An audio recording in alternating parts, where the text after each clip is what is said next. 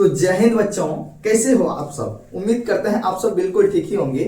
आज की इस वीडियो में हम फैक्टराइजेशन करना सीखेंगे, यानी कि गुणनखंड करना। जैसे कि यहाँ पे बोर्ड पे यहाँ पे देखिए दो तरह के सवाल लिए हैं। इसमें देखिए एक में है मेरा प्लस वाला और एक में है माइनस वाला। इन दोनों सवाल को हम बिल्कुल अच्छे से सॉल्व करेंगे और समझेंगे किस तरह से गुणनखंड ज्ञात किया जाता है। तो चलिए वीडियो में ज्यादा बातें ना करते हुए सीधे हम अपने टॉपिक पे आते हैं, किस तरह से इसका गुणनखंड हम करेंगे। तो यहाँ पे देखिए सबसे पहली बात क्या है, यहाँ पे देखिए x square plus 7x plus का 12 और दूसरा दे रखा है 2x square minus 8x minus का 10। तो चलिए पहले इसको सॉल्व करते हैं, अच्छे से समझते हैं, उसके बाद इसको सॉल्व करके अच्छे से समझने वाले हैं। तो देखिए यहाँ पे क्या दे रखा है, x square plus 7x plus का 12। तो याद रखिए आप, गुणनखंड का सबसे पहला नियम होता है फर्स्ट गुणे लास्ट, यानी कि जो भी मेरा एक्स स्क्वायर का गुणांक होगा उसको लास्ट वाली संख्या से गुना कर देंगे। तो यहाँ देखिए एक्स स्क्वायर का गुणांक कुछ नहीं दिया हुआ है, नहीं कुछ तो मान के चलना आपको 1, और 1 को जब हम लास्ट वाली संख्या से गुना करेंगे तो लास्ट वाली संख्या क्या है 12, और 12 में जब 1 से गुना करेंगे तो क्या हो जाएगा 12 ही होगा, बस यहाँ पे 12 ही होगा। अब यहाँ पे देखिए समझिए, अब यहाँ पे हमको करना क्या है, हमको दो ऐसी संख्या ढूंढनी है जिसको कि गुना करने के बाद कितना आ जाए 12 आ जाए, और जोड़ने या घटाने के बाद कितना आ जाए 7 आ जाए। अभी हम x को नहीं ले रहे हैं, बाद में हम अच्छे से इसको समझाएंगे आपको सिर्फ बस इतना याद रखना है, गुना करने के बाद 12 हो और जोड़ने या घटाने के बाद क्या हो 7 हो, ये संख्या खोजनी है। तो देखिए संख्या आप कैसे खोजते हैं। इस संख्या को खोजने के लिए हम क्या करेंगे, 12 का अभाज्य गुणनखंड करेंगे। यहाँ देखिए रब करते हैं आपको समझाने के लिए। तो देखिए 2 से लगाएंगे 6, फिर 2 से लगेगा क्या आ गया 3। अब यहीं से मेरा संख्या निकल कर आएगा। देखिए यहाँ पे 2 गुने 2 करते हैं, क्या हो जाता है 4 और 3। 4 गुने 3 करेंगे तो क्या हो जाएगा मेरा 12 हो जाता है। और इसको जोड़ते हैं तो मेरा जोड़ने या घटाने के बाद कितना पुरना चाहिए 7, यानी कि 7 पुरना चाहिए। तो देखिए इसको गुना करते हैं तो 12 पुरता है, और जब जोड़ते हैं तो 7 आ जाता है, यानी कि 7 आ जाता है। तो मेरा संख्या कुल मिलाकर निकला क्या 4 और 3, और दोनों में हम करेंगे x लगा देंगे।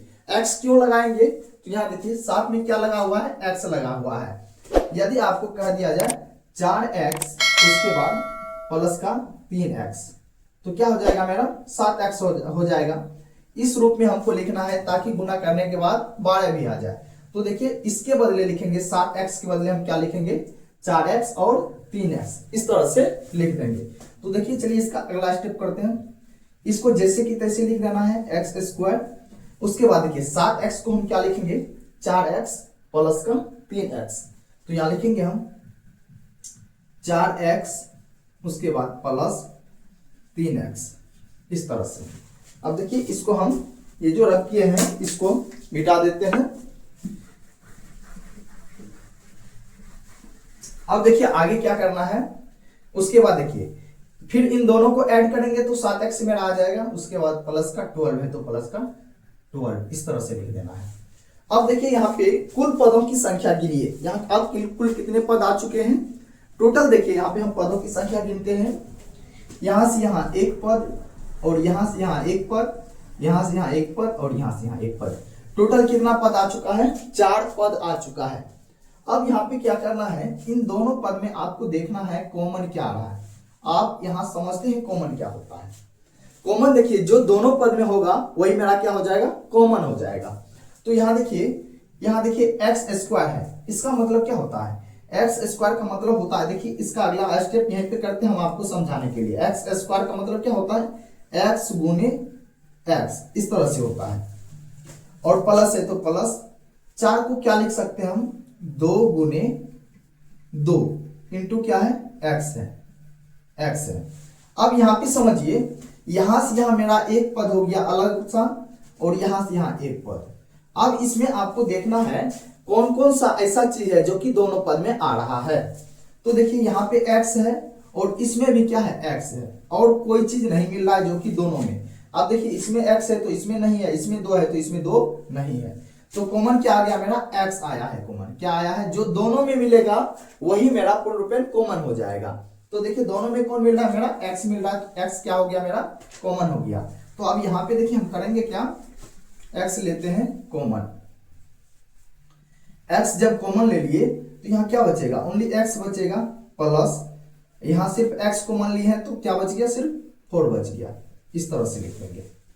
उसके बाद देखिए यहाँ क्या लिखा हुआ है, 3x प्लस 12। अब इसमें देखना है कॉमन लेना है हमको। तो देखिए 3x प्लस का 12 है, तो देखिए यहाँ पे 12 है, तो 12 को तो हम इस तरह से लिख सकते हैं 3 गुने 4। तो देखिए 3 इसमें भी है और इसमें भी है, तो यहाँ हम 3 कॉमन लेते हैं, तो यहाँ क्या हो जाएगा x प्लस, और 12 में 3 जब कॉमन ही ले लिए तो क्या बचा, 4 बचा, यहाँ लिख देंगे 4। इस तरह से अब देखिए कितना आसानी से यह गुणनखंड निकल चुका है। अब देखिए यहाँ पे क्या लिखा हुआ है, बाहर वाले को लिख लेना x प्लस का 3, और आपको याद रखना ये दोनों कोष्टक में समान अंक आना चाहिए। देखिए यहाँ पे मेरा समान अंक आया है, तो इसमें भी क्या हो जाएगा, x प्लस का 4।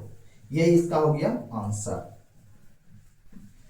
तो देखिए कितना आसान था इसका गुणनखंड ज्ञात करना।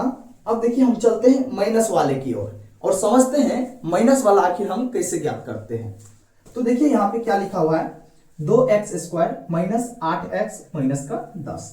तो गुणनखंड का वही नियम, फर्स्ट गुने लास्ट करना है, जो भी x² का गुणांक है उसको लास्ट वाली संख्या से गुना कर देना हमको। तो यहाँ देखिए x² का गुणांक क्या दे रखा है, 2 दे रखा है, इसको लास्ट वाली संख्या से गुना करते हैं, तो 2 गुना 10 क्या हो जाएगा, 20, और यहाँ माइनस लगा हुआ है तो क्या हो जाएगा, माइनस का 20। यहाँ पे समझना क्या आ गया, गुना करने के बाद फर्स्ट गुना लास्ट के क्या आ गया, माइनस का 20 आ गया। अब यहाँ पे क्या करना, हमको 2 ऐसी संख्या लेनी है जिसे गुना करने के बाद कितना आ जाए, माइनस का 20, और जोड़ने या घटाने के बाद कितना आ जाए, माइनस का 8। तो संख्या कैसे निकालेंगे, 20 का कर देंगे अभाज्य गुणनखंड। तो देखिए 20 का जब अभाज्य गुणनखंड करते हैं तो क्या आता है, यहाँ पे कर लेते हैं, 2 से लगाएंगे 10, फिर 2 से लगेगा 5, इस तरह से। अब देखिए कितना पुराना हमको, 8 पुराना है, तो यहां समझते हैं 8 कैसे पुरेगा। देखिए अगर यहां से देखिए लेते हैं, 2 को अलग ले लेते हैं और 2 गुने 5 को एक साथ लेते हैं। 2 गुना 5 क्या हो जाएगा मेरा, 10, और 2, 10 में से 2 को माइनस करते हैं तो मेरा कितना आ जाता है, 8 आ जाता है। लेकिन हमको लाना कितना है, माइनस का 8 लाना है। इसके लिए हमको 2 में प्लस और 10 में माइनस लगाना होगा। -10 प्लस का 2 कितना हो जाएगा मेरा, माइनस का 8, और हमको -8 ही तो पुराना था। यहाँ देखिए -8 है तो हमको -8 ही लाना था, और -10 प्लस का 2 -8 आ जाता है। और क्या करना है हमको, एक चीज, इन दोनों को गुना करने के बाद क्या आ जाए, माइनस का 20, और -10 गुने 2 करेंगे तो -20 भी आ जा रहा है। तो मेरा संख्या क्या निकल कर आया, -10 प्लस का 2, ये मेरा आज निकल कर आया संख्या। तो चलिए अब यहाँ इसका अगला स्टेप चलते हैं। इसको जैसे कि तैसे लिख देना है, 2x²। उसके बाद देखिए क्या लिखेंगे, -10, इसमें क्या करेंगे, x लगा देंगे, क्योंकि यहाँ देखिए -8x है तो x हमको लगाना बेहद जरूरी है। और यहाँ लिख देंगे प्लस का 2x, इस तरह से। उसके बाद माइनस का 10। यहां तक समझ में आया। उसके बाद देखिए क्या करेंगे, यहां देखिए पदों की संख्या के लिए 1 2 3 4, टोटल कितने पद हो चुके हैं, 4 पद। अब यहाँ पे लेना है हमको कॉमन। तो कॉमन अभी हम आपको बताएं, इन दोनों पद में जो अलग कॉमन लेना है और इन दोनों पद में अलग अलग चीज। तो देखिए कॉमन क्या होगा, जो दोनों पद में होगा, सिंपल सी बात है, इस पद में जो होगा और इस पद में जो होगा, जो दोनों पद में मिलेगा वही मेरा हो जाएगा कॉमन। तो देखिए 2x² को क्या लिख सकते हैं, 2 गुने x गुने x, ये लिख सकते हैं। और -10x को क्या लिख सकते हैं, -2 गुने 5 गुने x। तो देखिए x और x मिल गया, और क्या मिल रहा है, 2 और 2 मिल रहा है। तो देखिए ये वाला पद यहाँ ये वाला है, और यहाँ 2x मेरा कॉमन ही आ गया। जब 2x कॉमन आ गया तो यहाँ बचा क्या, सिर्फ x बचा। या 2x कॉमन लेने के बाद क्या बच रहा है, x बच रहा है। अब यहाँ पे देखिए 2x कॉमन ले लिए तो क्या बच गया, -5। तो यहां हम लिख देंगे -5, इस तरह से लिख दिए। अब यहां पे समझिए, अब इसमें भी हमको कॉमन लेना है, जो कॉमन आएगा वो चीज हम कॉमन ले लेंगे। तो देखिए क्या लिखा हुआ है, 2x माइनस का 10। 2x को क्या लिख सकते हैं, 2 गुने x लिख सकते हैं हम, और माइनस 10 को क्या लिख सकते हैं, -5 गुना 2। इस तरह से हम लिख सकते हैं। अब देखिए दोनों पद में क्या मिल रहा है, मेरा 2 मिल रहा है, तो 2 मेरा क्या हो जाएगा, कॉमन हो जाएगा। तो 2 कॉमन लेने के बाद यहाँ क्या बचेगा, ओनली x। उसके बाद यहाँ 2 कॉमन लिए तो क्या हो गया, -5। इस तरह से। अब देखिए क्या करते हैं हम, यहाँ पे समझते हैं ध्यान से। देखिए दोनों कोष्टक में समान अंक आया है और समान अंक आना भी चाहिए। अब यहाँ क्या करेंगे हम, यहाँ करेंगे क्या, 2x प्लस का 2 एक साथ, जैसे कि यहाँ लिखते हैं 2x प्लस का 2 एक साथ। उसके बाद दोनों कोष्टक में से एक कोष्टक वाले को लिख लेना है, तो क्या हो जाएगा, x माइनस का 5। ये इसका क्या हो गया, आंसर हो गया। तो देखिए कितना आसानी से इन दोनों का हम गुणनखंड ज्ञात कर चुके हैं। उम्मीद करते हैं आपको बिल्कुल अच्छे से गुणनखंड समझ में आ गया होगा। आपके लिए मैं एक गुणनखंड देता हूं, जिसे आप सॉल्व करके हमें कमेंट बॉक्स में जरूर से उत्तर दीजिएगा। इसका गुणनखंड ज्ञात करके हमें कमेंट बॉक्स में जरूर से उत्तर दीजिएगा। मिलते हैं नेक्स्ट वीडियो में, तब तक के लिए जय हिंद।